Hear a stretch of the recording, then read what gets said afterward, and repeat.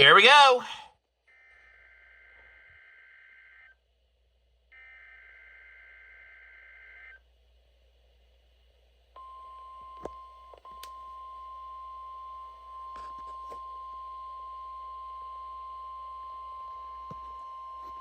You're listening to NOAA Weather Radio in Pittsburgh, Pennsylvania, on a frequency of 162.55 megahertz.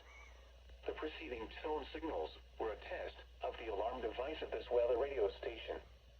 During potentially dangerous weather situations, specially built receivers will be automatically activated by these tones to warn of impending hazards.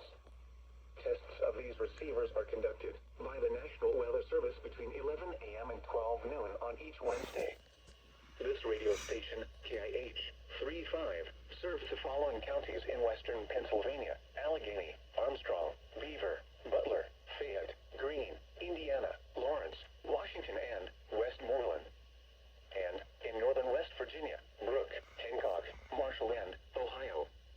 And finally, in east central Ohio, Columbiana County. The National Weather Service now returns to our regular broadcast.